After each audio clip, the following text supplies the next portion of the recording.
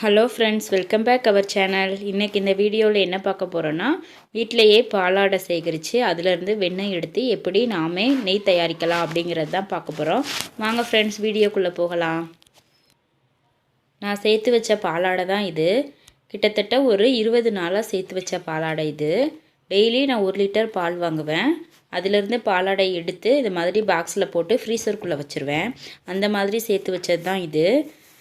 இதை இப்போ நம்ம செய்கிறதுக்கு ஒரு 3 ஹவர்ஸ்க்கு முன்னாலேயே வெளியில் எடுத்து வச்சிடணும். ரொம்ப கூலிங்காக இருக்கும்போது செய்ய முடியாது. அதனால் நான் ஒரு 3 ஹவர்ஸ்க்கு முன்னாலே எடுத்து வச்சுட்டேன். அப்படி எடுத்து வச்ச பாலாடை இப்போ இந்த மாதிரி இருக்குது.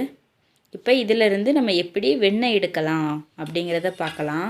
அந்த காலம் மாதிரி கையிலலாம் கடைஞ்சி நம்ம எடுக்க போகிறதில்ல. ஐஸ் வாட்டர் யூஸ் பண்ணி ஈஸியாக எடுக்க போகிறோம். வாங்க எப்படி எடுக்கலான்னு பார்க்கலாம்.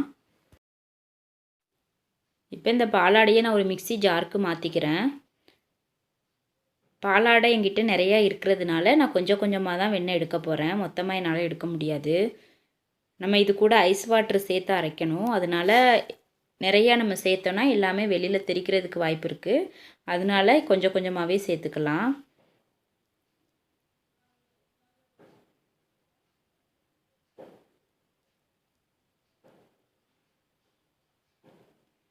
இப்போ இதில் நான் ஒரு டம்ளர் அளவுக்கு ஐஸ் வாட்டர் சேர்த்துக்கிறேன். பத்தலைன்னா திருப்பி கூட சேர்த்துக்கலாம். ஆனால் ஃபஸ்ட்லேயே அதிகமாக சேர்த்துறாதீங்க. மிக்சியை ஒரேடியாக ஓட்டாமல் கொஞ்சம் விட்டு விட்டு ஓட்டணும். கையில் நம்ம கடையிற மாதிரி நினச்சிக்கோங்க. கொஞ்சம் கொஞ்சமாக விட்டு விட்டு ஓட்டணும்.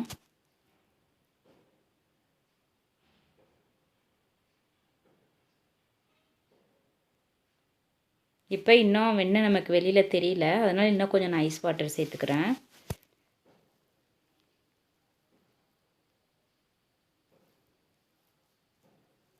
இப்போ திருப்பி மிக்சியில் ஒரு ஓட்டு ஓட்டுறேன். பாருங்கள், நான் விட்டு விட்டு தான் ஆன் பண்ணுறேன். இப்போ பாருங்கள், தண்ணியாக திரிஞ்சு நிற்கிது. நம்ம ஐஸ் வாட்டர் ஊற்றிருக்கிறதுனால வெண்ணெய் மெல்ட் ஆகாமல் எல்லாமே கட்டியாக நமக்கு தனியாக வந்துடும். இதை வேறு பாத்திரத்தில் மாற்றிக்கிட்டு வெண்ணெயை மட்டும் தனியாக எடுக்க போகிறேன்.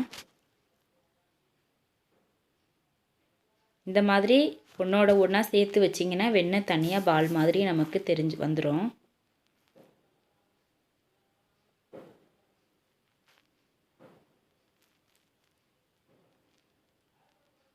இப்போ பாருங்கள், எனக்கு வெண்ணெய் தனியாக வந்துருச்சு.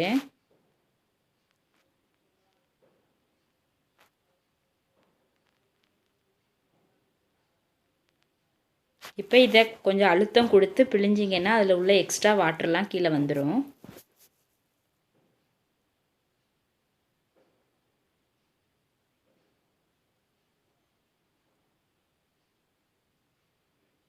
கொஞ்சம் பெரிய ப்ராசஸ் தான், ஆனால் செய்கிறது ரொம்ப ஈஸி.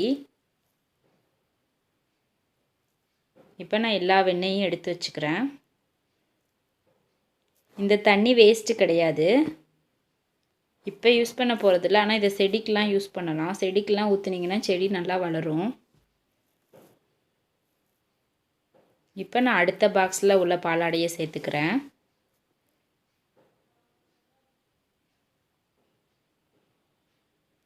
இது மாதிரி கொஞ்சம் கொஞ்சமாக சேர்த்து மிக்சியில் அரைச்சி நம்ம மொத்தமாக வெண்ணெய் எடுத்து வச்சுக்கலாம்.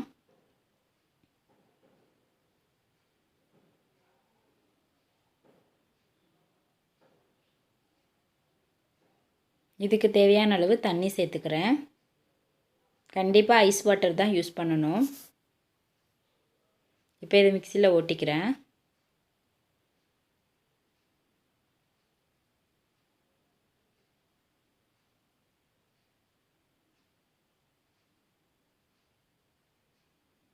பாருங்கள், நல்லா பிரிஞ்சு வந்துருச்சு. ரொம்ப ரொம்ப ஈஸியாக எடுத்துடலாம். வெண்ணெய் எடுக்கிறது கஷ்டமே கிடையாது. நம்ம நெய் காய்ச்சறதுக்கு மட்டும்தான் நமக்கு டைம் ஆகும். வெண்ணெய் ஒரு 10 நிமிஷத்துக்குள்ளே நம்ம எடுத்துடலாம். பாருங்கள், எனக்கு எவ்வளோ வெண்ணெய் கிடச்சிருக்குன்னு. கடையிலலாம் 1/2 லிட்டர் நெய்யே 350 பக்கம் வருது. ஆனால் வீட்டில் நம்ம ஒரு 15 நாள் சேர்த்து வச்சோனாலே தாராளமாக 1/2 லிட்டருக்கு மேலே நெய் செய்யலாம். எப்பயுமே நான் எனக்கு வீட்டுக்கு தேவையான நெய்யை நானே செஞ்சுப்பேன். குழந்தைங்களுக்கெலாம் நம்ம வெளியில் கலப்படமான நெய் வாங்கி தர்றதுக்கு வீட்டிலே இந்த மாதிரி ட்ரை பண்ணி கொடுக்கலாம்.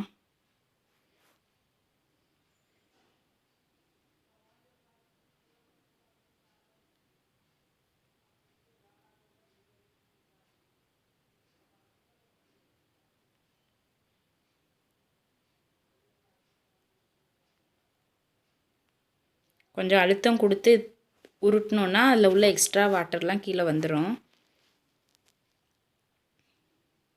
பாருங்கள், நான் இந்த மாதிரி எனக்கிட்ட இருக்கிற எல்லா பாலாடையும் சேர்த்து வெண்ணெய் எடுத்து வச்சுருக்கிறேன். எனக்கு மொத்தம் 5 பால் கிடச்சிச்சு. இப்போ இதை திருப்பி நம்ம ஒரு தண்ணியில் நல்லா அலசிக்கலாம். மேலே உள்ள எக்ஸ்ட்ரா பால்லாம் வெளியில் வந்துடும்.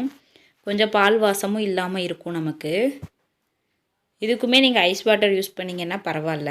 வார்ம் வாட்டர் யூஸ் பண்ணிங்கன்னா இந்த பட்டர்லாம் கொஞ்சம் மெல்ட் ஆக ஆரம்பிச்சிரும். டைட்டாக இருக்காது நமக்கு பால். இந்த மாதிரி அழுத்தம் கொடுத்து அலசிக்கலாம். இந்த பால்லாம் ரொம்ப க்ளீனாக இருக்குது வெண்ணெய்லாம், அதனால் ஈஸியாக வந்துருச்சு. தண்ணி ரொம்ப கலர் மாறலை.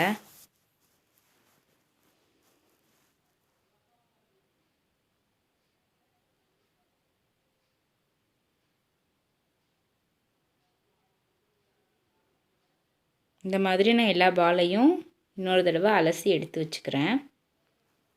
இப்போ நம்ம இதிலேருந்து நெய் உருக்கலாம். அடுப்பில் கொஞ்சம் அடி கனமான பாத்திரத்தை வச்சுக்கிறேன். இப்போ எடுத்து வச்சுருக்கிற வெண்ணெய் எல்லாத்தையுமே அதில் சேர்த்துக்கோங்க. அடுப்பு எப்பயுமே நெய் காய்ச்சிறப்ப ஹை ஃப்ளேமில் வச்சிடக்கூடாது. இந்த நெய் வெண்ணெய் கொஞ்சம் உருகிற அளவுக்கு மட்டும் ஹை ஃப்ளேமில் வச்சுக்கலாம். வெண்ணெய் நல்லா உருகிருச்சுன்னா அதுக்கப்புறம் மீடியம் ஃப்ளேமில் வச்சே தான் நம்ம கிண்டிகிட்டே இருக்கணும். இனிமேல் தான் ரொம்ப பொறுமையாக இருக்கணும். நம்ம அடுப்பில் பக்கத்தில் வேறு வேலை பார்த்துட்டே இது இந்த வேலையை செஞ்சோன்னா சீக்கிரம் செஞ்சிடலாம். நமக்கு நெய் உருக்கிறது ஒரு பெரிய வேலையாகவே தெரியாது.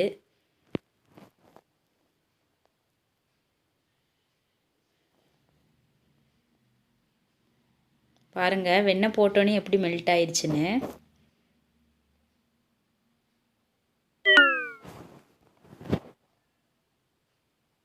நமக்கு வெண்ணெய் வேணும்னா இதை அப்படியே ஃப்ரிட்ஜில் வச்சு யூஸ் பண்ணிக்கலாம்.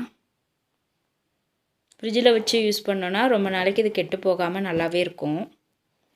நெய் உருக்கிட்டோன்னா ஃப்ரிட்ஜில் வைக்கணும்னு அவசியம் இல்லை, வெளியிலேயே வச்சுக்கலாம். ரொம்ப வாசமாக இருக்கும். இந்த மாதிரி நீங்கள் ட்ரை பண்ணி பாருங்கள்.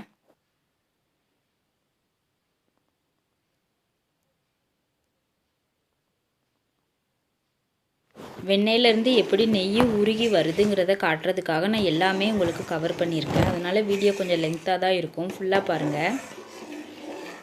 இப்போ பாருங்கள், எல்லா வெண்ணெயுமே நல்லா உருகிருச்சு. மீடியம் ஃப்ளேமில் வச்சு இந்த மாதிரி கிண்டி விட்டுட்டே இருக்கணும். அப்படியே விட்டுட்டோன்னா அடியில் பிடிச்சிக்கும். இங்கே பாருங்கள், இப்போ எவ்வளோ எல்லோ கலரில் இருக்குன்னு. பார்க்கவே அவ்வளோ ஒரு கோல்டன் கலரில் தெரியுது நமக்கு. விட்டுட்டு போயிடக்கூடாது, பக்கத்துலேயே இருந்து கிண்டிகிட்டே தான் இருக்கணும்.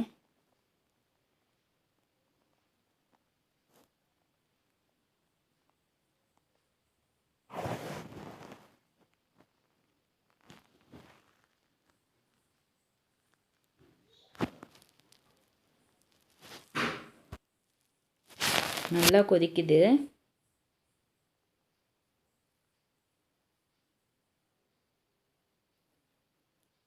பாருங்கள், சைடில் லைட்டாக நெய் பிரிஞ்சு வர ஆரம்பிச்சிருக்கு. இன்னும் இதுக்கு டைம் ஆகும்.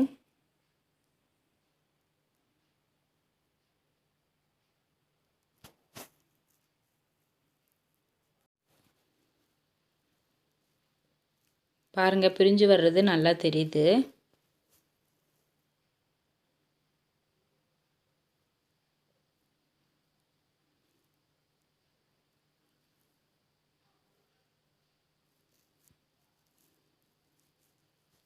இப்போ நல்லாவே நெய் தயாராக ஆரம்பிச்சிருச்சு. இந்த எக்ஸ்ட்ரா வெண்ணெய் போக எக்ஸ்ட்ரா உள்ள இதெல்லாம் நமக்கு தனியாக அடியில் தங்கிரும் கடைசியாக. சூப்பராக நெய் ரெடியாக ஆரம்பிச்சிருச்சு. நல்லா வாசமாக இருக்கும் இந்த டைமில் உங்களுக்கு.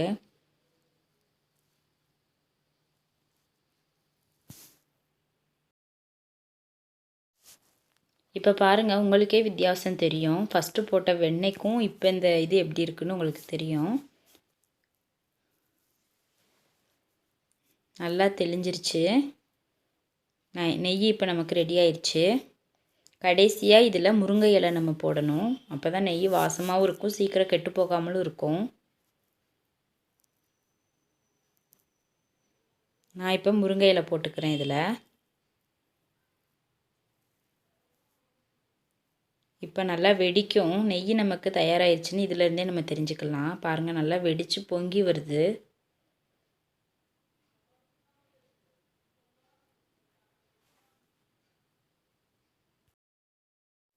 இப்போ நமக்கு நெய் ஃபுல்லாக ரெடி ஆயிடுச்சு. அடியில் தேவையில்லாத டஸ்ட்லாம் தங்கி இருக்கும். இதை நம்ம வடிகட்டி வேறு இதுக்கு மாற்றிக்கலாம். இதை ஆறுற வரைக்கும் கொஞ்சம் வெயிட் பண்ணிக்கலாம். நல்லா ஆறுனதுக்கப்புறம் இதை நான் வேறு டப்பாவுக்கு மாற்றிக்கிறேன். எனக்கு கிட்டத்தட்ட 3/4 லிட்டர் அளவுக்கு நெய் கிடச்சிச்சு. 20 நாள் சேர்த்து வச்ச பாலாடையிலேருந்து 3/4 லிட்டர் நெய் எடுத்திருக்கேன் நான் அன்றைக்கி. இது இப்போ பார்க்குறதுக்கு இப்படி இருக்கும். கொஞ்சம் நேரம் கழித்து நல்லா கட்டியாயிரும். பாருங்கள் எவ்வளோ ப்யூராக இருக்குது, நல்லா வாசமாக இருக்குது. நீங்களும் வீட்டில் இந்த மாதிரி ட்ரை பண்ணி பாருங்கள். ரொம்ப ஈஸியான வேலை தான். இந்த வீடியோ உங்களுக்கு பிடிச்சிருந்துச்சுன்னா லைக் பண்ணுங்கள், கமெண்ட் பண்ணுங்கள், சப்ஸ்கிரைப் பண்ண மறந்துடாதீங்க. கூடவே பக்கத்தில் இருக்கிற பெல் பட்டனையும் கிளிக் பண்ணுங்கள். அப்போ தான் நான் போடுற வீடியோ உடனுக்குடனே உங்களுக்கு வந்து சேரும். தேங்க்யூ.